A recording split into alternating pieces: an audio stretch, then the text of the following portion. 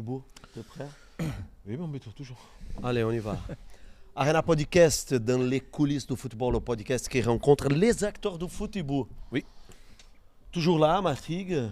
On suit la Medwills Cup et la Medwills League, les clubs amateurs et les clubs pro. Oui. Medwills, qui est un partenaire d'Arena Podcast, nous ont offert ces beaux maillots de championnat avec la signature. Tu ne peux pas voir, mais il y a la signature de Zinedine Zidane. Hein?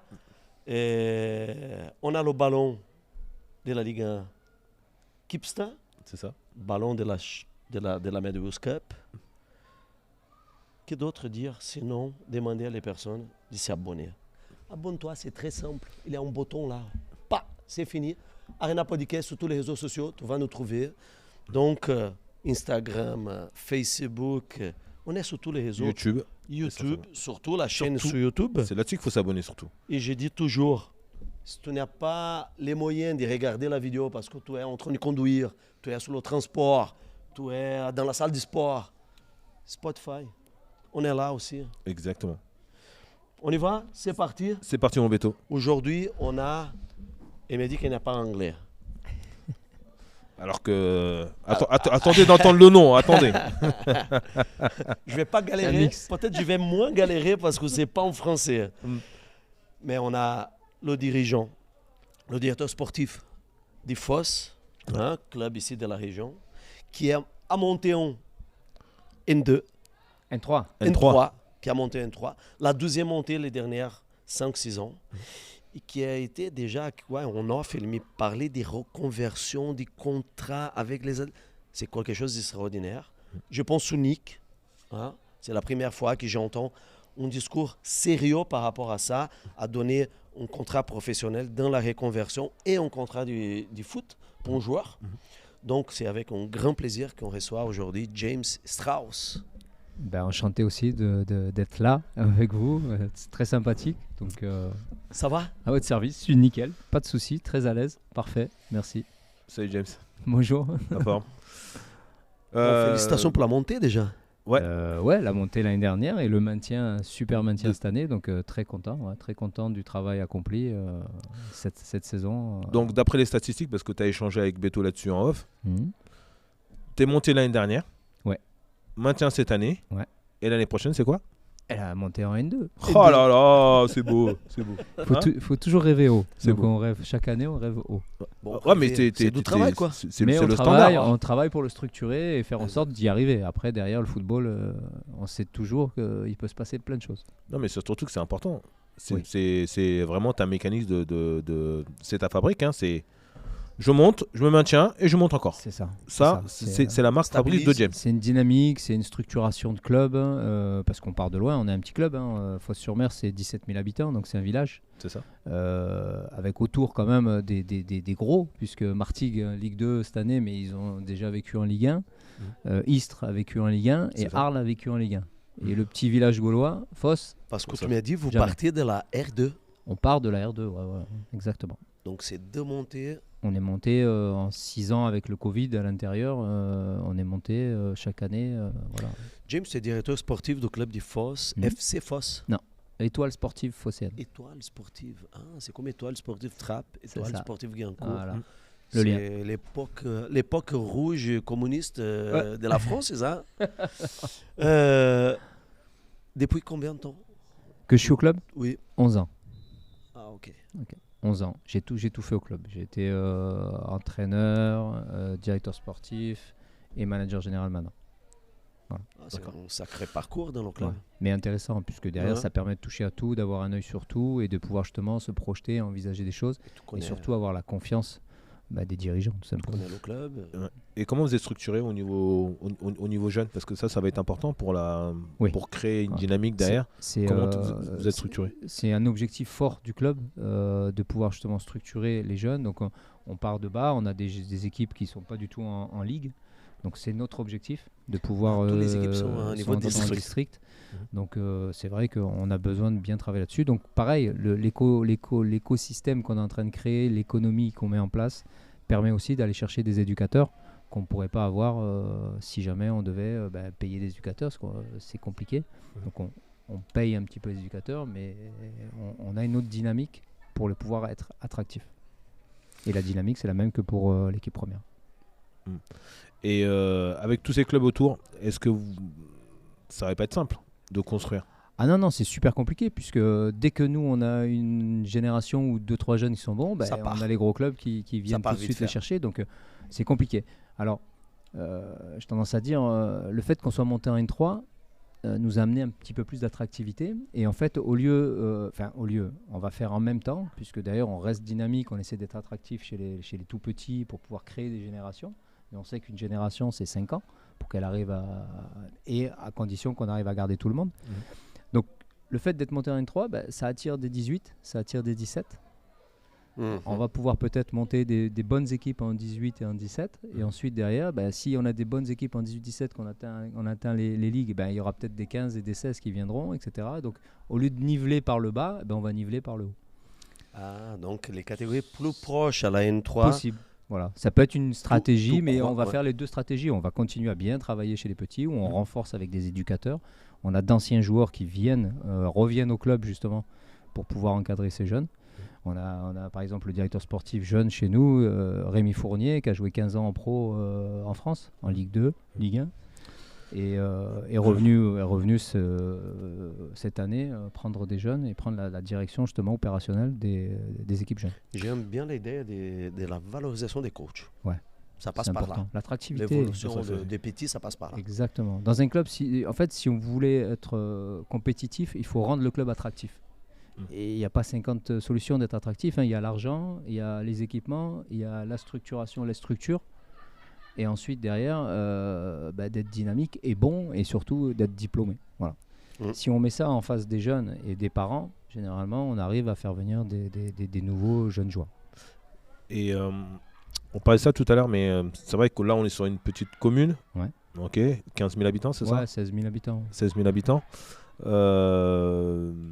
Comment on fait dans une commune comme ça pour être attractif, pour aller chercher les joueurs autour, parce que au niveau local, je pense que c'est compliqué. Exactement. Donc, comment vous faites? C'est comment un peu l'architecture? Alors, ça a été une grande réflexion que j'ai eue dans les années où j'étais entraîneur, parce que je voyais partir tous mes meilleurs joueurs à la mi-saison ou à la fin de saison. Il fallait renouveler, il fallait aller rechercher 7 joueurs, il fallait bricoler. On sait que le gros vivier sur le territoire, c'est Marseille. Donc il fallait aller recruter à Marseille, mais la distance Marseille-Fos, c'est 45 km, 50 km pour au plus loin de Marseille. Donc c'était compliqué d'attirer. Donc il a fallu se poser la question de dire comment je vais rendre mon club attractif pour pouvoir attirer des joueurs qui jouent à un niveau supérieur pour faire ces 45 km, voire plus, et être compétitif au niveau financier. En sachant qu'on n'avait pas beaucoup d'argent. Et quand on a un petit club de R2, on n'a pas beaucoup d'argent, même si la mairie nous aide énormément. La subvention de la mairie la région aussi a toujours été. Pas trop les collectivités, mais on a une ville qui est très très forte, avec un maire qui nous a toujours soutenus et qui fait le maximum pour que le club monte le plus haut possible. Mais pas n'importe comment. C'est un comptable, donc chaque montée permet de revoir un peu le budget. Et je trouve ça bien parce que c'est challengé à chaque fois. Comment j'ai rendu le club attractif? En fait, j'ai réfléchi, j'ai dit on n'a pas d'argent, on a des infrastructures, on a des grosses entreprises autour de nous. Et les sportifs, puisque j'ai été sportif, arrivé un moment, si on est plus professionnel, les carrières sont de plus en plus courtes. D'accord, il y a des chiffres qui sont tombés, UNFP, etc., où une carrière professionnelle en moyenne, c'est 5 ans. D'accord, ça va très vite. Donc l'idée, c'est de dire, il y a des joueurs qui sont sous le carreau, comment je vais faire pour les attirer chez moi? Et donc Viséo, aller chercher des joueurs de Ligue 2, de National, etc., pour venir jouer en R2. Parce que j'étais en R2 à ce moment-là. Et je suis allé voir le maire et je lui ai dit, écoute, il va falloir que tu m'aides. Est-ce que ça t'intéresse de participer à un projet qui va s'appeler donc Sport Society? On a créé une association. Sport Society. On a créé une association qui a pour but, qui avait, puisque ça a changé maintenant, qui avait pour objet d'accompagner les sportifs de haut niveau vers des reconversions professionnelles. Et donc on avait ciblé le foot et le club pour créer un premier modèle économique pour voir si ça allait fonctionner ou pas. Et donc l'idée, c'était d'avoir le premier commercial, le maire, puisqu'il est au contact avec toutes les grosses entreprises qu'il y a sur sa commune, et de lui demander s'il ne pouvait pas nous aider à rencontrer ces entreprises-là pour voir si elles avaient des besoins en recrutement. Et ça a matché, puisque toutes les entreprises, vous faites le tour de la France, ont tous des besoins en recrutement et cherchent toujours les bons candidats, etc.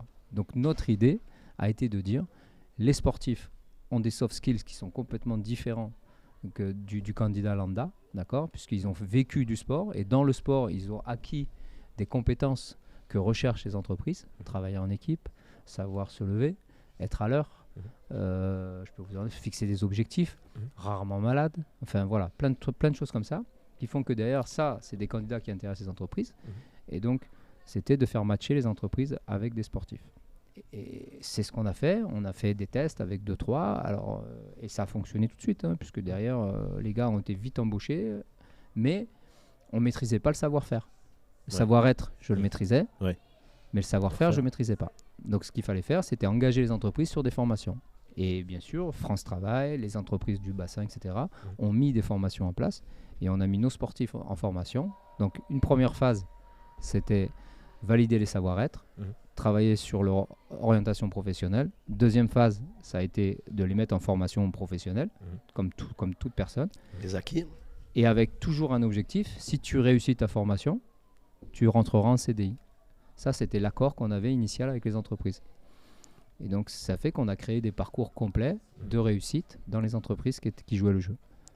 À ce jour, il y a par exemple, je vous donne un exemple, en industrie, j'ai fait 24 footballeurs en industrie de pétrochimie. Énorme. Des garçons qui étaient, mais si je vous cite des noms, ça va vous parler, mais des garçons qui ont fait que du foot dans leur vie, qui n'ont pas fait d'études et qui se retrouvent bac+2 en pétrochimie dans les plus grosses entreprises d'industrie. Donc c'est ça qui est intéressant. Ouais, c'est l'après, parce que c'est vrai, tout à l'heure, tu parlais de ça en off avec Beto. L'idée, c'est d'accompagner les jeunes aussi à faire une carrière derrière. Alors, pareil, il y a des chiffres, c'est-à-dire, on parlait d'attractivité. Comment j'ai rendu mon club attractif et voilà, ça, c'est le modèle que j'ai mis en place. D'accord ? Donc là, on est d'accord, c'est pour les adultes. Ça, c'est Après, on regardera pour les plus jeunes. Voilà, ça, c'est pour les adultes. Okay. Pour les adultes, ça a permis justement de dire, et d'être attractif, de dire à un joueur professionnel qui n'avait plus de club, qui était au chômage, à 28 ans, 29 ans, de lui dire, écoute, tu viens chez moi, tu vas continuer à jouer au foot, d'accord ? Tu vas m'accompagner pour faire monter le club en puissance, mais derrière, tu sais que tu vas avoir ta vie assurée pendant 30 ans. Parce que la première question que je leur pose généralement, c'est est-ce que tu as gagné assez d'argent pour vivre de tes rentes ? Bien sûr que non. Après le foot. Et la question à 80%, c'est indéniable. D'accord. Puisque les carrières sont courtes, puisque les salaires sont très bas aussi, il faut savoir que pas tout le monde qui gagne des 300 000 ou des 400 000. C'est ça, loin de ça. On est bien d'accord. Donc c'est ça. Et en fait, ce qui a rendu le club attractif, c'est la réussite des sportifs qui sont rentrés dans ces entreprises. Et après, le bouche à oreille a fait que derrière, maintenant, c'est les joueurs qui savent que quand ils viennent à Fos, ils ont une reconversion et ils ont une vie après le foot. Et donc là, j'ai gagné, puisque le modèle, maintenant, ici, tout le monde sait, ici, sur le territoire, qu'à Fos, c'est comme ça que ça fonctionne. À chaque année, à niveau du contrat, parce qu'on parle des contrats, un engagement avec le club et ses côtés emploi qui vient avec, à chaque année, tu travailles avec combien de joueurs dans l'effectif qui sont dans la reconversion ? L'année dernière, je travaillais avec 12 joueurs. 12 ? Ouais. 10-12 joueurs de recrutés, donc avec une démarche comme ça, mais tous ne le sont pas. Il y en a déjà qui sont déjà dans la démarche travail, donc je ne suis pas obligé de les accompagner. Mais ils ne sont pas tous dans le besoin, dans ce besoin. Après, ils ont tous des envies différentes. Donc, il faut s'adapter à l'individu. En fait, je ne travaille pas sur du collectif, je ne travaille que sur l'individuel. Donc je travaille sur le projet professionnel individuel de la personne et ensemble on va chercher, et je leur dis toujours, c'est pas moi qui vais aller vous chercher votre reconversion ni votre travail, je vais vous accompagner à le faire.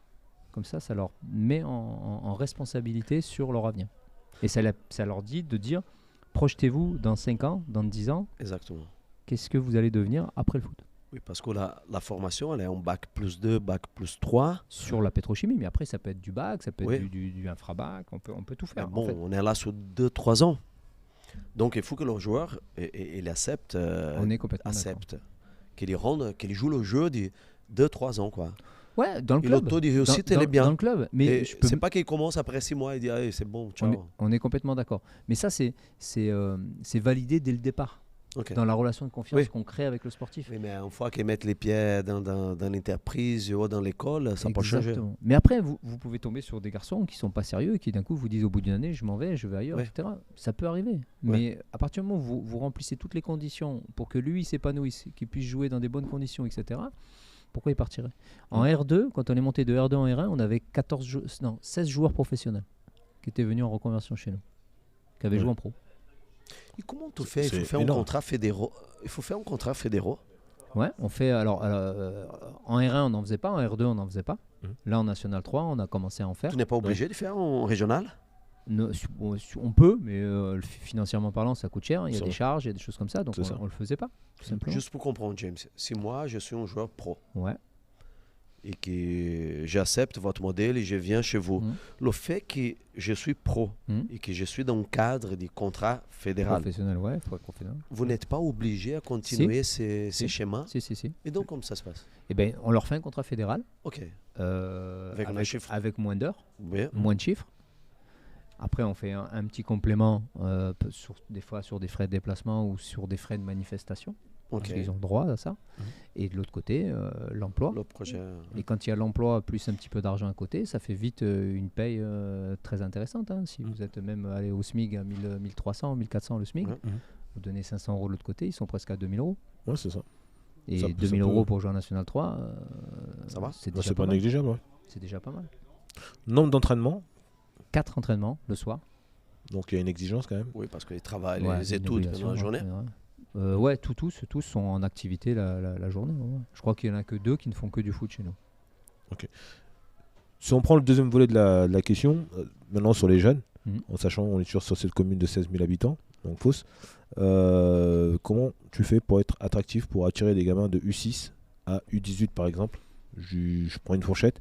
Comment tu fais pour essayer d'avoir les meilleurs éléments possibles pour atteindre tes objectifs, à savoir aller chercher au niveau régional? C'est compliqué, sincèrement. C'est surtout l'éducateur. Si on va chercher, on cible l'éducateur. Généralement, dans ces catégories-là, les jeunes suivent leur éducateur et ils aiment leur éducateur. C'est leur exemple. On n'est pas dans le monde professionnel où l'éducateur change chaque année ou tous les 2 ans, etc.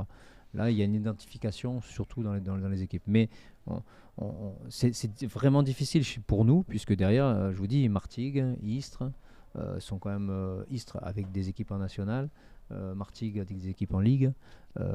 Donc les jeunes ont tendance à glisser rapidement vers ces équipes. Donc le côté attractif, il est simple. Depuis petit, James, depuis qu'ils sont petits? Ah oui, tu perds des joueurs à 7, 8, 9 ans? Non, les générations entre 10 et 12, on les perd. À 10 ans, on commence à les perdre. À partir de 10 ans, tu commences à les perdre. Avant, c'est la proximité. C'est le club de quartier, on va là, c'est à côté de la ville.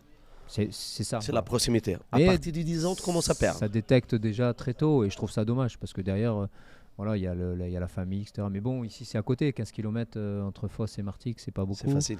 Entre Fos et Is, c'est 9 km ou 8 km.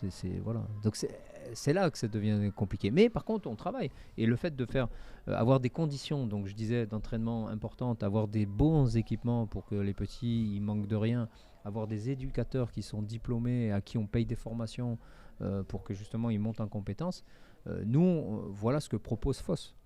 C'est vraiment un encadrement de qualité pour pouvoir progresser et puis après s'épanouir. Et puis, si on n'a pas les équipes pour le moment pour garder nos jeunes, on va continuer à travailler pour arriver à ces niveaux-là. Et on sait que ça sera peut-être plus long que d'autres clubs. Voilà. Oui, c'est vrai que j'imagine que c'est pas évident avec les adolescents, on va dire comme ça. Mais par contre, c'est ça que tu as dit, il a du sens.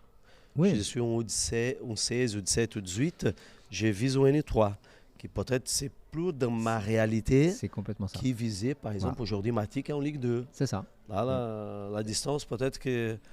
Là, ils vont avoir une réserve en R1 avec un club en Ligue 2. Il y a un sacré écart. Voilà, il y a un sacré écart. Donc pareil, eux, ils ont besoin aussi de construire chez les jeunes, de monter à des niveaux nationaux chez les jeunes pour arriver à faire ce qu'on disait tout à l'heure, des U23, des choses comme ça, pour que derrière, il y ait un lien avec l'équipe première. Vous avez une équipe U20 ? Non, on va en créer une là cette année. Est-ce qu'elle va être important ? Ouais, parce qu'on est attractif là. Je sais que l'éducateur qui travaille là-dessus, il a fait une détection, il avait 30 gamins. Et des gamins qui jouaient en U18R ou etc. dans le coin. Donc ça veut dire qu'on arrive à être attractif sur cette catégorie. De la N3, très exactement. Et ça m'amène à rebondir un peu sur le truc. Est-ce qu'il ne serait pas judicieux à ce moment-là, peut-être d'avoir un partenariat avec un gros club, par exemple là, Martigues N Ligue 2, en se disant on garde un vivier quand même. Les gamins, il y a une espèce de non-concurrence sur les jeunes. Une entente, entre guillemets. Ouais, mais plus un partenariat, entre guillemets, où nos meilleurs, à un moment donné, partiront chez toi. Et une garantie pour ces garçons-là ou ces filles-là, c'est une base de travail. D'aller chercher plus haut si... voilà. Mais est-ce que ce serait pas judicieux de faire un partenariat avec Mer? Pourquoi pas? Sincèrement, c'est ouvert. On se l'est dit sans plus, sans moins avec les gens qui travaillent à Martigues, mais pour le moment, c'est pas d'actualité. Ça n'a pas été formalisé pour l'instant. Mais c'est pas impossible à faire. Vous êtes des clubs qui ont des bonnes relations, il y a toujours... Oui, après il y a toujours les clochers qui sonnent entre eux, mais non, avec Martigues, on n'a aucun problème. Voilà, de ce côté-là, tout va bien. James, tu étais joueur? Ouais, j'ai été stagiaire. Comment le foot? J'ai joué, moi, j'étais formé à Nancy, au centre de formation. Ok, tu as fait le centre de formation. Ouais, j'ai fait 5 ans. Je fais aspirant 2 années. 3 c'est bon. Les caches sont jeux. Ça fait longtemps, je suis vieux maintenant. Mais ça fait. Modeste en plus. Et quel poste je jouais attaquant, on va dire, côté rapide, quoi. Rapide, ouais. Rapide. C'était mes qualités, on va dire. Et j'ai fait 5 ans, j'ai joué, je me suis entraîné avec les pros, etc. jusqu'à pendant la dernière année, ouais, voilà. La formation. Ouais, sur la formation à Nancy. Et ensuite, derrière, j'ai pas signé professionnel. Attends, tu t'es entraîné avec les pros? Pas tout le temps, pas en permanent. Mais quelquefois, tu as monté dans le groupe pro. Et Nancy, à l'époque, c'était quelle division? Ils étaient Ligue 1, Ligue 2. Moi, quand j'ai signé, c'était en Ligue 1 et après, c'était en Ligue 2. Ouais. Après, ils ont eu un passage. Mais après, à l'intérieur, ils ont un repassage Ligue 1, je crois. Donc c'était pas mal. Proche à la signature d'un contrat pro, tu as signé? Quand j'ai signé, j'avais Aldo Platini à ma gauche et j'avais Arsène Wenger à ma droite. Ah oui. C'est pas mal quand même. C'est beau. Ah bah, raconte cette histoire. C'était. Non, mais vas-y. Quand j'étais jeune, j'ai eu beaucoup. Ma deuxième année de cadets nationaux, on appelait ça les cadets nationaux. C'est ça, oui. J'ai eu beaucoup de clubs. J'avais beaucoup de clubs sur moi. Donc tu étais au 19 nationaux, ça? Ouais. À l'époque? C'est ça. Ouais, c'est ça. Dernière année. Ok. Et là, j'avais l'AJ Auxerre qui était très très très puissant à l'époque, etc. Et plein d'autres clubs en fait qui sont venus. Et avec mes parents, on a fait le choix de Nancy. Voilà. La famille Platini a fait la différence à mon avis. Ouais. Bon, j'étais jeune, moi j'ai laissé un peu aussi mon père choisir, mais c'était ça. Et donc tu signes pro à Nancy? Je signe, aspirant. Aspirant pro. Aspirant pro. Et je fais toute ma formation avec un certain monsieur Alain Perrin. Ah. Voilà. Donc qui est connu. Bah oui, complètement. Et j'ai fait 5 ans avec lui, 5 ans de formation avec lui. Et je lui en veux beaucoup puisqu'il m'a pas fait signer professionnel. On lui passe le message à Alain. Très bon coach, mais mais j'y en veux pas, non, parce que maintenant je suis très très très heureux de ma vie, de ce que je fais, donc je suis épanoui. Voilà, je regrette pas de pas avoir signé professionnel parce que derrière j'ai pu m'orienter et faire ce que j'aime. J'ai toujours fait ce que j'aime, donc je suis toujours resté dans le sport, j'ai toujours fait ce que j'aimais, etc. Même si après Nancy, j'ai fait un parcours de footballeur amateur. Oui. En faisant club en club à des niveaux. À l'époque, c'était la D3. Oui. Voilà, et j'ai connu le passage de la D3 à la nationale. Quand ça passe comme ça, je signe à Aubervilliers, à Paris. Ah, voilà. Aubervilliers. Je signe à Aubervilliers, après je fais 1 an et après je signe au Racing 92. Ah oui. Voilà. Et c'est là que tout commence dans ma vie. Et en fait, ce qui s'est passé là m'a dicté ce que j'ai fait là à l'heure actuelle. Aujourd'hui. Voilà. Qu'est-ce qui s'est passé au Racing? J'ai 27 ans, je suis marié, j'ai un enfant. Et je me dis, j'ai pas d'études. Parce que j'avais rien fait à Nancy. C'est pour ça qu'Alain Perrin il m'a mis des fessées. Donc pas d'études et 27 ans et le Racing veut me garder. Je fais une super saison en nationale. Mais derrière ils me disent on va baisser de 20% parce qu'on n'a plus d'argent. Et là à cette époque il y avait un super coach, Jean-Marie Lovnidjak, je ne sais pas si tout le monde connaît, qui était un formateur entraîneur au Matra Racing à l'époque. Au Matra, oui, à l'époque du Matra, oui. Voilà, donc c'était lui coach. Et il m'avait dit pendant l'année, passe des diplômes d'initiateur, des choses comme ça, c'était initiateur 1, initiateur 2 à l'époque, etc. Et je passe initiateur 1, il me dit, mais t'es pas mal, t'es doué là-dedans tout, en tant qu'éducateur, etc. Et je sens que ça me plaît, voilà, tout simplement. Et derrière, à la fin, quand il me dit, on signe pas, il me dit, tu vas galérer comme ça chaque année, etc. Tu devrais penser à ta reconversion. Ah, je lui dis, mais c'est pas con ça, je dis, mais je vais faire quoi? Je sais faire que du foot. Il m'a dit non, il m'a dit regarde, t'es éducateur, t'as fait des belles choses, etc. Il m'a dit regarde, des fois, dans France Football, tu as des offres d'emploi, des annonces à l'époque, et il me dit des fois, tu peux échanger ton niveau de foot avec un métier. Je fais ouais, je vais regarder. Et je rentre à la maison, je regarde le soir même, je regarde, offre d'emploi, mairie de Lormont, à côté de Bordeaux, pour une équipe c'était de la DH à l'époque. Ouais. Offre d'emploi, service des sports, mairie, TATAC, DH, etc. Je téléphone. Je décide, je téléphone, j'ai refusé l'offre du Racing, donc je suis sans club. Et je dis, je vais tenter ça. Et à 27 ans, voilà. Et les mecs ils me disent, il faut descendre. Je descends, un petit match d'essai, je suis bien. Et ils veulent me faire signer. Et donc, je dis, OK, à condition que je rentre en mairie. Et donc, ils m'offrent la possibilité de rentrer et devenir fonctionnaire. Donc, passer les diplômes, tatati, tatata, tatata. Magnifique. Et donc... Et ça, c'est ton modèle aujourd'hui. C'est ma vie. Tout simplement. Donc j'ai retranscrit ma vie. J'ai dit j'ai galéré, pas trop, mais j'ai galéré. Et je me dis que des comme moi, dans le monde amateur, dans les clubs de N3, N2, R1, vous avez des milliers de footballeurs qui sont dans cette condition-là. Et après, quand on creuse un peu, même, on parle que du foot là. Mais quand vous creusez sur des sports individuels ou sur des sports collectifs qui ne sont pas dans la lumière de la télé, etc. Le volleyball, le basketball, la natation, c'est encore autre chose. La gym, mais le handball, quand vous jouez à des niveaux N1, pas en pro ou D2, etc., vous n'avez pas des salaires à 2000 euros. Tout, quoi. Et la boxe, dernière fois, un exemple, allez, je fais une parenthèse. Les combats, les sports de combat. J'ai rencontré un champion, il a gagné 2 fois, 3 fois le champion de France. Je lui ai demandé, je lui ai dit sincèrement, combien tu gagnes quand tu es champion de France à ton niveau amateur? Tu la Fédé a gagné une prime. Il m'a dit j'ai gagné 15 000 euros. Je lui ai dit super, 15 000 euros. La prime. 15 000 euros quoi? Il m'a dit à l'année. L'année. Je lui ai dit tu as gagné 15 000 euros à l'année. Et il m'a dit mais c'était pour payer tout mon staff. Je lui ai dit mais au final t'as quoi toi? Rien. Champion de France. Et là vous dites il y a un vrai problème. Il y a un vrai problème. Donc l'idée de créer Sport Society, ça a été justement de pouvoir répondre à ce besoin que tu connais et que tu as vécu. Et que j'ai vécu. Voilà. Donc qui mieux que toi peut en parler? Exactement. Et je vous disais tout à l'heure, ce qui a fait vraiment faire éclore cette structure, cette association, c'est la rencontre avec l'agent de Franck Hez, Joseph Mohan, qui lui est aussi éducateur spécialisé avant d'être agent à Sarcelles et crée aussi des dynamiques comme ça avec des basketteurs. Et donc, il a sa même dynamique, on se rejoint, on a la même philosophie, des valeurs, on devient des vrais amis. Et on crée Sport Society à la base avec... tout créé avec lui. Exactement, avec Benjamin Pavard qui était notre parrain.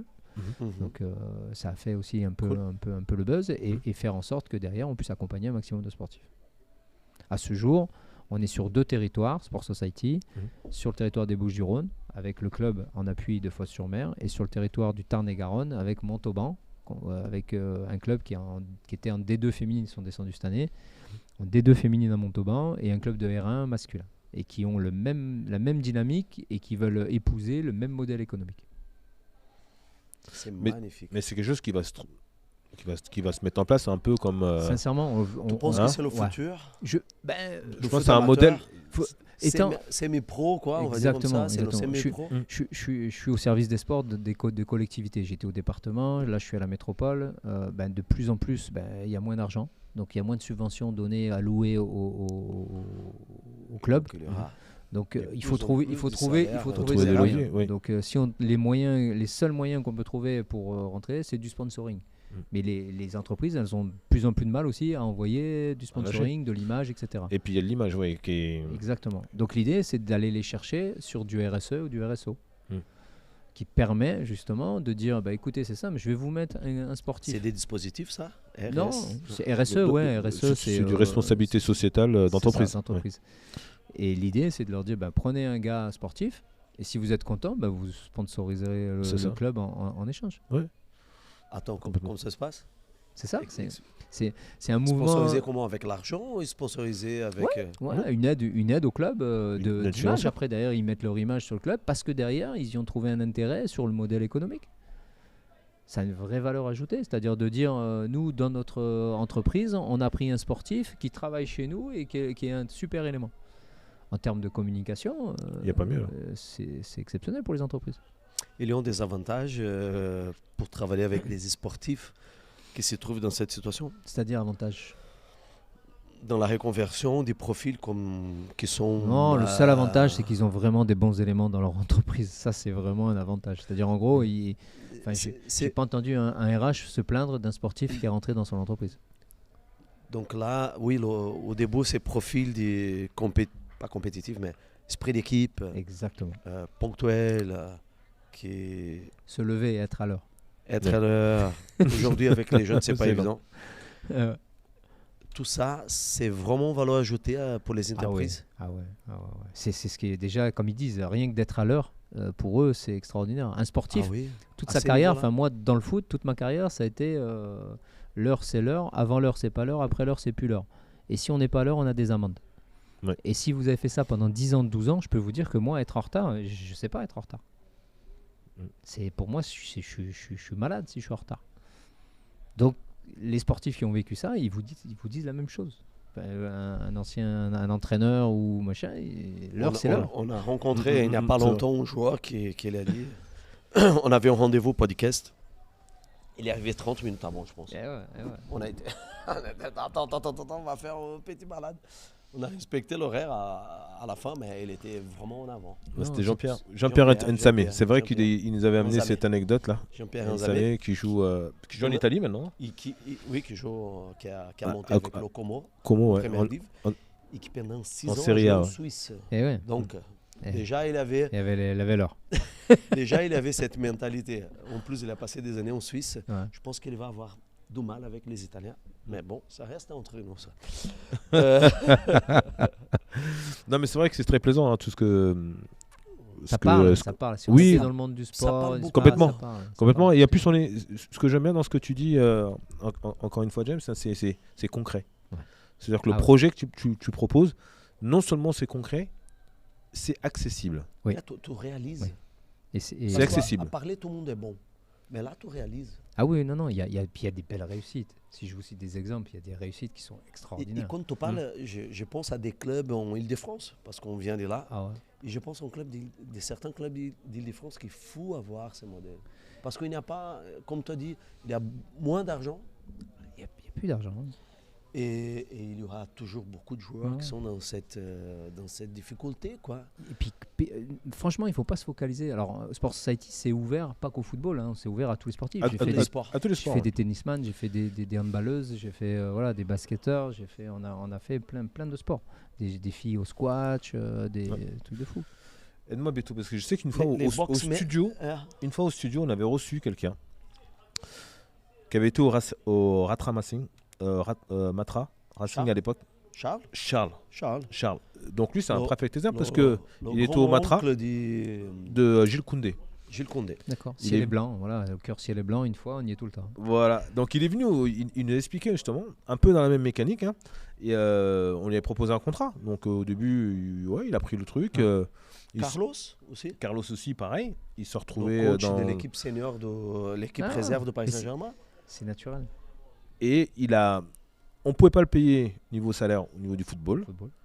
Et bah du coup c'était ok, tu viens bosser, mais tu as un salaire. C'est ça. Et après c'est complètement ça. Et il a fait toute sa carrière. Je crois qu'il a travaillé 30 ans dans la boîte. Dans l'automobile. Du coup il a passé des diplômes et tout ça. Hein. Pareil. Mais c'est curieux parce que James, à l'époque, le football ne payait pas. Donc déjà voir... Moins bien. Beaucoup moins. Moi, à mon époque, beaucoup moins bien. On parle des années 70, 80. Voilà, donc 86. Beaucoup moins. Donc là, oui, Charles, je pense, Carlos, c'est un peu après, je pense. Mais si à l'époque, la réalité a été complètement différente, on ne parlait même pas de ces chiffres qu'on voit aujourd'hui. Non. Parce qu'aujourd'hui, je pense que les jeunes, ils ont le rêve. Non, de l'argent. À l'époque, il n'y avait pas. Non. Donc, si tu me donnes un emploi, moi, je suis déjà tranquille. Mais là, on revient là. On inverse. On revient là. La question chômage, elle est là. Il y a beaucoup de footballeurs au chômage. La question économique, elle n'est pas facile. Et donc, on revient dans un modèle là des années. Exactement. C'est très intéressant, quoi. C'est du social. Il faut, tout le monde se focalise sur les gros salaires. C'est 3% du football mondial, les salaires. Oui, 3%. Il y a 10-12%. Ceux qui arrivent à bien placer, ceux qui sont entre 75 et 300 000 euros qui prennent dans les gros clubs, ceux-là c'est 12%, 10%. Ouais, c'est pas énorme. Et après tout le reste, 75%, ils sont en dessous de la moyenne. Mais je pense, James, que les joueurs ils sont au courant de ça. Mais il y a le rêve. Il y a le rêve, il y a aussi la gestion, il y a l'entourage, il y a le fait de se projeter ou pas se projeter. Il y a le fait aussi d'avoir une famille tôt ou pas tôt. Et puis après, il y a là aussi la chance du sportif, être blessé, pas être blessé, avoir des contrats, un mauvais agent. On ne sait pas. Une carrière professionnelle, elle est faite de choses qu'on ne maîtrise pas. On essaye de tout maîtriser, mais arrivé un moment, il y a la part de non maîtrisable qui vous emmène soit qui bascule d'un côté ou de l'autre.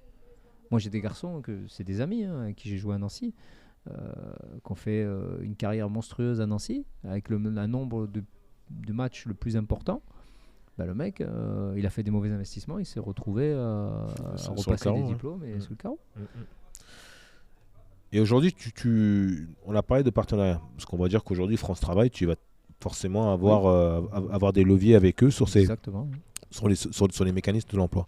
Donc ça veut dire qu'aujourd'hui tu as créé des passerelles avec eux pour accompagner ces joueurs-là. Exactement. Juste en parenthèse, France Travail, pour qui n'est pas au courant, anciennement. Pôle emploi. Pôle emploi, oui. Parce que ça vient de changer, on ne sait jamais. Oui. Important. Non, il y a des passerelles, on est obligé. C'est une obligation, entre guillemets, de passer. Et c'est là où Sport Society a changé, puisque en travaillant avec Pôle emploi, en bénéficiant des dispositifs qu'ils mettaient, ils étaient très intéressés par nos sourcings de sportifs. Et on a créé des passerelles et des partenariats avec le France Travail, Martigues, à qui je salue, nos amis de Martigues. Mais le siège, on a passé d'avant l'autre jour. C'est ça. C'est un bel bâtiment. C'est ça, tout nouveau, donc ils sont très bien. Et ensuite derrière ils nous ont un peu orienté sur vous savez, pour être accompagné, pour être dans les clous au niveau de la loi, etc., il faut être certifié Calliope. Et donc on a décidé de certifier Calliope de notre structure, mais on s'est dit c'est quoi ça? C'est une certification qui permet d'obtenir des financements et de travailler convenablement auprès de la formation, etc. C'est la loi. Vous comme l'association. Voilà, c'est la loi qui l'oblige au niveau français. Et l'idée, ça a été de dire, est-ce qu'on le fait dans l'association ou on crée une entreprise, un organisme de formation? Et donc, on a basculé il y a 1 an en association, en organisme de formation. Donc maintenant, on a créé un organisme de formation qui s'appelle Sport Adéquation, d'accord, qui fait du bilan de compétences, de la formation et du placement. Donc l'association n'existe plus. L'association existe, mais maintenant d'une façon différente, dissociée complètement de l'accompagnement des sportifs. On va faire, alors c'est là que ça va peut-être vous parler aussi, l'association, les 4 piliers qu'on a décidé de faire, c'est en lice et en train de se préparer en ce moment. On va faire de la prévention auprès des centres de formation chez les jeunes, en venant témoigner des sportifs qui ont réussi ou qui n'ont pas réussi ou qui se sont retrouvés en galère face à eux, en leur montrant que vous ne serez pas tous joueurs professionnels et donc il va peut-être falloir vous préparer dès maintenant, etc. Donc on passe des messages. Pré-formation et formation généralement formation. Formation plutôt. Sur la fin. Ceux qui sont sur la fin. Voilà, les stagiaires généralement. C'est eux qu'on touche. Même s'ils ne nous écoutent pas au départ. Mais par contre, ils écoutent beaucoup plus les témoignages. Quand on fait venir des joueurs pros qui sont de leur club, c'est beaucoup plus parlant. Donc ça va être un premier pilier. On va faire vraiment de la prévention. Ensuite, on veut créer une bourse sociale. Parce qu'on s'est aperçu qu'il y avait beaucoup de sportifs en galère. Et que de pouvoir créer une bourse sociale à un niveau, on va dire à 3 000 euros par exemple, de dire en fonction du projet du sportif, de le remettre en selle et de l'aider à se réinsérer dans la vie. Parce que, je ne vous l'apprends pas, mais aux Jeux Olympiques, il y a des garçons qui touchent que 500 euros, il faut le savoir, des sportifs qui vont faire les Jeux Olympiques qui touchent 500 euros. C'est une réalité ça. Donc, parce que quand on propose ça, certains ont une petite famille à côté, on dit écoute... On est complètement d'accord. Donc l'idée c'est vraiment de faire une petite bourse sociale pour des gars qui sont en urgence sociale, qui ont des problématiques de logement, qui ont des problématiques d'entraînement, des choses comme ça, de pouvoir les aider et les relancer. Ça, on va faire ça sur un pilier important. Deuxième pilier, c'est de travailler avec une grande école pour pouvoir montrer qu'avec les soft skills des sportifs, dans la carrière de sportif, comment elles peuvent être transférables dans l'entreprise. Et que ça vaut un diplôme. C'est-à-dire 10 années en professionnel dans le monde du sport. Ça a apporté quoi? Pour moi, ça apporte énormément dans le monde de l'entreprise. Donc, c'est ça qu'on avait parlé tout à l'heure. Monter une thèse, monter quelque chose avec des étudiants qui vont créer quelque chose pour que derrière on puisse aller proposer aux entreprises et leur dire regardez, ces profils-là, ça vaut quelque chose. Et ça a été étudié, ça a été posé, etc. Donc on veut monter une étude comme ça, etc. avec l'association. Et après, on veut créer des conférences, des événements sur ce sujet-là. Ce que vous faites, vous, là, en m'interrogeant, quelque part. Et ça, on veut le faire aussi, nous, dans l'association. Donc deux choses différentes. Il n'y a plus d'accompagnement professionnel à l'intérieur. De l'urgence sociale, ça on pourra faire. Après, on orientera sur ce qui existe. Mais par contre, voilà, sport adéquation va être identifié au sein des clubs comme une aide à l'accompagnement des sportifs de haut niveau. Et donc, à la fin de ces parcours, c'est essayer de proposer une formation, un job et un club de foot. D'accord. Mais alors, l'idée c'est de surtout pas promettre des choses qu'on ne tient pas. C'est ça qui fait la solidité de notre dispositif. C'est-à-dire, je n'engage aucun sportif s'il n'y a pas un CDI derrière. Je n'engage pas de sportif dans une formation bidon. On va lui dire, tiens, tu viens, il fait jour, il fait bleu, on va te mettre sur une formation comme ça. Mais le mec, c'est pas son projet professionnel. C'est ça que tu as dit. C'est pas que je donne un job au supermarché de corner, c'est une perte de temps. Le mec, il va accepter de venir jouer. Perte de temps et ça dure pas et c'est pas périn et ça casse. Donc l'idée, c'est de travailler en amont sur son projet professionnel. Une fois qu'on l'a validé, on lui dit, tu veux travailler, je dis une bêtise, tu veux travailler en banque? Ouais. D'accord. Ok. On va aller chercher une banque et on va leur demander comment elle fait pour pouvoir embaucher des gens, etc. Donc ils vont vous dire, il y a un parcours Bac+2, banque, etc. Mais il existe aussi une formation, un titre professionnel qui fait que derrière, tac.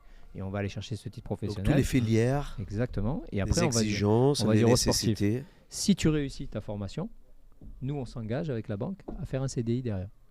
Et les banques s'engagent à faire un CDI derrière, à une formation professionnelle. Et ces jobs, James, il est en alternance?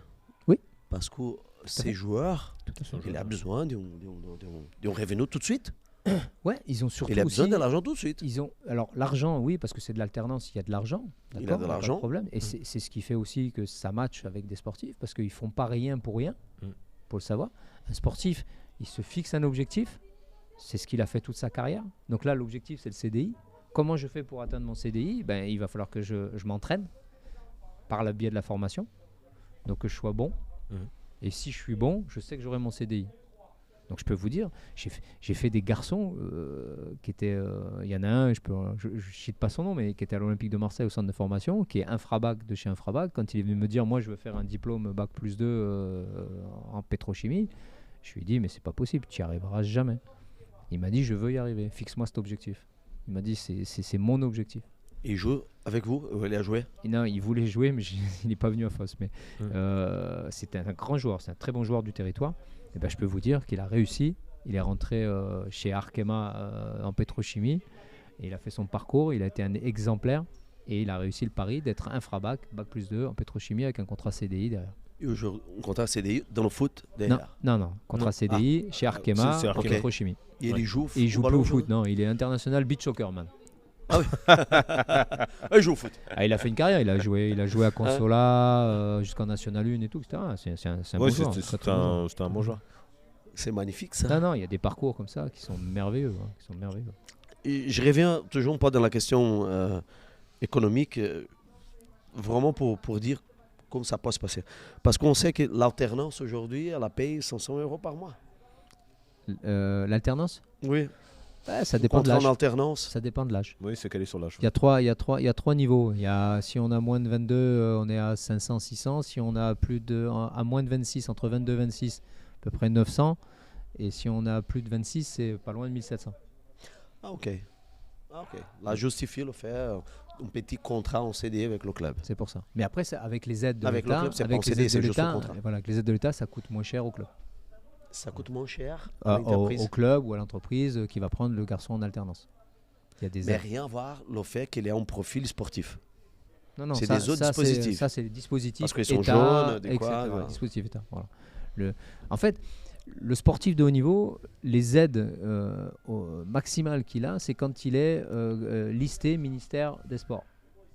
D'accord ? Cela, il faut être international, il faut avoir représenté la France et on est listé, etc. Et nous, on trouve ça dommage, puisque un joueur professionnel qui joue en Ligue 1, qui n'est pas international, et un autre joueur qui est son camarade, qui fait le même métier que lui, le même heure d'entraînement, etc., et qui a une ou deux sélections, lui, il est listé ministériel, il a des aides, et l'autre, il n'a pas d'aide. Pas normal. Ouais. Non. Donc, Faut nous, définir on essaye de venir donner le coup de main sur ce genre de profil. Tu fais de la politique là, James? Non, pas du tout. Non, ça m'intéresse pas. Il y a beaucoup de politique. Mais je passe des messages des fois de temps en temps. Si un jour on est écouté, c'est sympa. Juste dans la projection l'année prochaine pour l'année 2024-2025. Sportif. Sur Fos, donc là c'est l'année de la montée, hein, on est d'accord? Ouais. C'est l'année de la montée. Non. Il va C'est quoi après le prochain. Nous on n'oublie pas Harry un podcast parce qu'on t'attend à Paris après. Non, mais après ceux qui vont écouter, ils vont. Non. Non, on va faire un bon championnat. On va essayer d'être meilleur que cette année. C'est-à-dire on était 4e, on va essayer d'être meilleur que cette année. Donc là tu es dans une phase de recrutement, Ouais. d'aller chercher quelques talents. Ouais.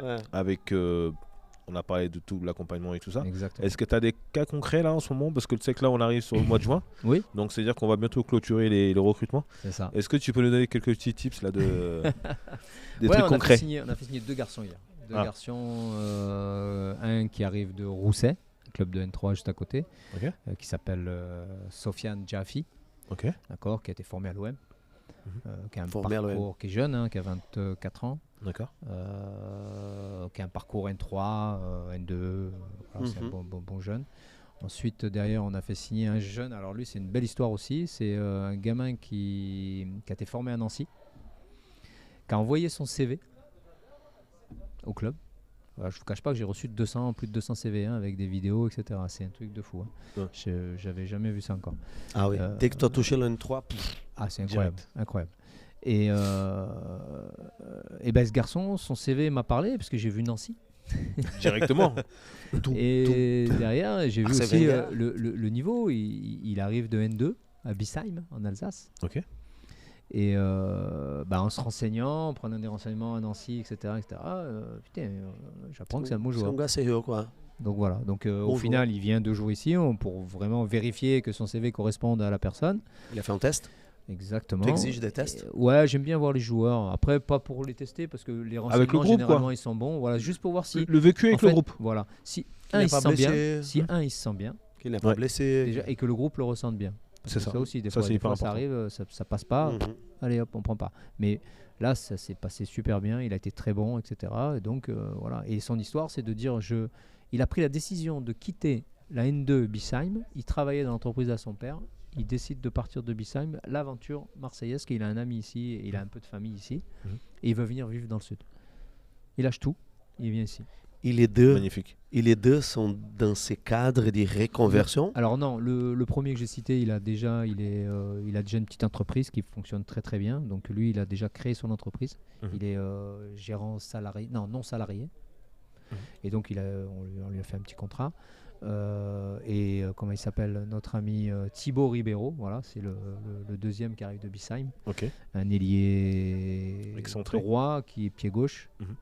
Et ce garçon a décidé de venir, c'est un fan de l'Olympique de Marseille, donc on va l'emmener à la commanderie pour visiter je fais un passage c'est marqué dans son contrat. Et donc je vais l'accompagner un petit peu dans une ouverture d'esprit, de faire autre chose que son premier métier. Son papier, il était plaquiste. Donc il a envie de faire autre chose. Donc on va le travail de sport adéquation maintenant, c'est d'accompagner ce jeune vers autre chose. Le bâtiment, c'est une belle filière. Et qui, le technico-commercial l'intéresse, marketing digital l'intéresse, donc je pense qu'on va partir là-dessus. Très intéressant. Voilà. Et là, je regarde mon téléphone, j'attends la signature d'un gardien de but. Ok. J'ai essayé de le piéger, mais il arrive toujours à s'en sortir, James. Hein? Il est bon. Toi, en rendez-vous avec le maire. Quelle heure? 19h? C'est un rendez-vous sportif? Ouais, 19h15, j'ai rendez-vous, donc on est bon. C'est un rendez-vous sportif? Ouais, on fait les points souvent et il a... Le maire, il a changé pendant ces années, ou non? Alors C'est non, toujours le celui qui est en place, ça fait plus de 19 ans, je crois qu'il est maire de Fos. Ah il oui, avait ok. fait une coupure et le maire qui est malheureusement est décédé et il a repris la main Ok. dernièrement. Donc, il connaît déjà le projet. Exactement. Ouais. Non, c'est vraiment un bon maire qui vraiment accompagne ses associations sportives avec passion. Euh, il est derrière nous, et il nous met un peu la pression aussi pour qu'on travaille bien. Donc, et il nous met surtout des infrastructures qui sont extraordinaires. Fos-sur-Mer, c'est. Aujourd'hui, vous avez, quand on parle d'infrastructure, vous avez combien de terrains? On Vous a avez un clubhouse? Alors ouais, Comment vous êtes structuré? il nous a fait il y a 2 Vous ans avez des minibus? ouais, clubhouse de 250 mètres carrés. 250 mètres carrés? Ouais, à peu près. Ouais. Ah oui? Il nous a fait. C'est le Paris Saint-Germain, quoi. On a le stade. Attrape, on n'est pas comme ça. C'est le Qatar de Fos. Non, je plaisante. On a un stade donc homologué N3 là où on s'entraîne, pelousé. D'accord. Heureusement, C'est le parce stade qu'ici, emblématique. c'est pas homologué ici. Ici, Ils vont non, perdre du Ligue temps. 2, ouais, ils Ah. ont des travaux à faire. Après, Donc, si tout le monde tourne N2, pas homologué. Alors, Je sais pas si ça change. la force. Les exigences. Si, oui, ça change tout le temps. Ah oui. Mais la force de Fos, c'est qu'on a ce stade, je vous dis, homologué N3 qui pourra être homologué N2. Ok. On a 2 terrains synthétiques qui seront nouvelle génération. Gazon naturel. Gazon naturel, le terrain d'entraînement, Ouais. mais où on peut jouer dessus aussi en championnat. Et on a aussi le 2e stade des Bouches-du-Rhône, qui est le stade Parsemin, Par semaine, ouais, c'est ce que j'allais dire. qui est sur Fos-sur-Mer. Et qui est sur Fos-sur-Mer. et Utilisé par Istres, qu'on partage avec Istres. c'est ça. C'est C'est ça. magnifique. Exactement. C'est Et sportif, on a j'espère, été- je croise les doigts, un jour va revenir à la ville de Fos. on Ah. jouera. Là, Va revenir à la ville de Fos. tu lui lances un message, là. Non, c'est mon envie et Mais mon le souhait. Mais le complexe qui a été construit, et ça, je pense qu'elle est très nouveau, non? Il est alors ce complexe Parsemin, on parle. Où Oui, il y a Parsemin, oui. il y a Ah, les salles, etc. Oui. On va y être Euh, dimanche, nous, là-bas. Voilà. C'était mis à disposition à la métropole Aix-Marseille. D'accord. Ok. Toutes les salles, gymnase, terrain de rugby, etc., a été rebasculé à la ville de Fos, là, l'année dernière. Ah, d'accord. D'accord. Ça appartient à la ville de Fos. Il n'y a plus que le stade Parsemin qui reste à la métropole à l'heure actuelle. Bon, le complexe sportif, il est magnifique. Donc Il a ce complexe, paddle, voilà, dans pas longtemps, devrait ça. Et le maire, comme je vous dis, qui est très dynamique pour sa ville et ses habitants, pour qu'on ait toujours une image très sportive, a créé 3 terrains de paddle, 3 terrains de foot à 5, Mhm. d'accord, et 3 terrains de basket 3 contre 3, On a vu. tout neuf, à disposition des Phocéens, gratuit pour le paddle pour les Phocéens, sur inscription sur une plateforme, etc. Gratuit le paddle. Gratuit. Exactement, pour les Phocéens. Un sport qui va très à la mode, mais que c'est pas donné. Exactement. Ça peut être cher. Ouais. Exactement. Et ça le maire, Magnifique. voilà, il a créé ça pour la population, pour voilà, dynamiser la ville. Et... On a passé hier soir, c'était quoi, vers 9h30? Oui, 21h30, on est Il y avait des personnes qui jouaient au paddle. Ah oui, ça marche. Sur le complexe, là. Ça marche Sur du le tonnerre. complexe. Ça marche du tonnerre. En haut du basket. Oui, c'est Oui. ça. Non, c'est très bien. Le maire, c'est un sportif? C'est un chasseur et un pêcheur. Ah oui. Ah. C'est un mec du terroir. Non. C'est magnifique. Magnifique. Donc vous avez 4 terrains. On a le Parsemin, terrain d'honneur. Allée des Pins qui est l'emblématique. On est quand même la plus vieille association de Fos-sur-Mer. Ça a été créé en 1909. Ah oui. L'association. Donc c'est la plus vieille association de la ville, le club. Donc, oui, une association historique. Donc l'association historique. Ouais. Et toi, tu es le directeur sportif. Ouais, directeur sportif, manager général. Enfin les Ok. noms, on s'en fout, mais ouais. Le président.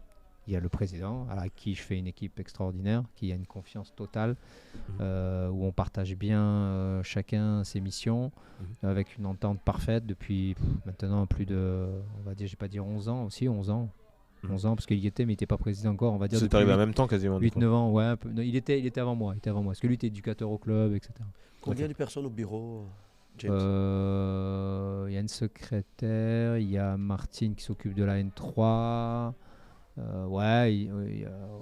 Bureau directeur, c'est une vingtaine de personnes.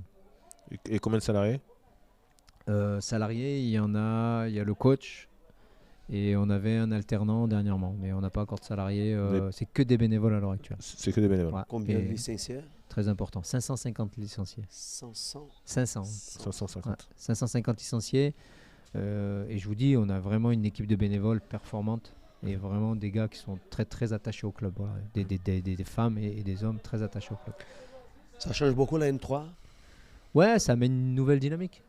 Ça professionnalise le club. Ça va donner beaucoup de visibilité. Voilà, et surtout, ça amène aussi, et on peut se le dire, le fait qu'on soit monté en N3, des subventions plus importantes, des sponsors qu'on n'avait pas, donc plus de moyens qui sont aussi redistribués chez les jeunes. C'est ça, plus de visibilité. Les moyens qu'on a là, on les avait pas avant, et les jeunes en bénéficient aussi. Donc souvent on entend dans les équipes amateurs, tout pour les... Parce que c'est pas décliné parfois, mais ce qui arrive parfois. Voilà. Mais je peux vous dire qu'avec le président, c'est une règle d'or. Il y a un partage. Okay. Et il me fait la guerre, le président. Donc derrière, il n'y a pas que pour la première. Donc on a développé les filles, on a développé le handicap, on a développé le futsal. Vous avez des autres donc plusieurs offres de pratique. Ouais. Ok. Cool. Foot marchand. Ouais, on a essayé de le lancer. Les vétérans un peu. On essaie de diversifier la pratique. Voilà, c'est important. Ça fait partie du label aussi, FFF, etc. Donc, si on veut rentrer dans le PEF, on est complètement d'accord. Les filles, vous avez des filles Les filles, on a lancé, ça commence à Ouais, ça commence à bien vous prendre. Vous avez déjà des équipes féminines. Mais après, c'est pas encore bien structuré, mais ça commence vraiment à prendre. Voilà. Et là, on est content parce qu'il y a vraiment une belle dynamique. À force de feu. Ouais. C'est ça. La fosse de feu. En tout cas, merci beaucoup. En tout cas, merci beaucoup. Merci James Strauss, directeur sportif. Merci à vous. De FOSS. OS FOSS. Étoile sportif. Étoile sportif. Exactement. James, dernier mot. Merci. Dernier mot, non, très content d'être avec vous. Est-ce qu'on a oublié quelque chose? Non. On aimerait bien mettre en lumière. Ou une petite anecdote de vestiaire ou peu importe, parce que c'est qu'ici on est dans les coulisses du football. Alors si tu as une petite anecdote sur Wenger ou pour une petite anecdote, j'ai eu la chance de m'entraîner avec Michel Platini. Voilà, de jouer avec lui sur un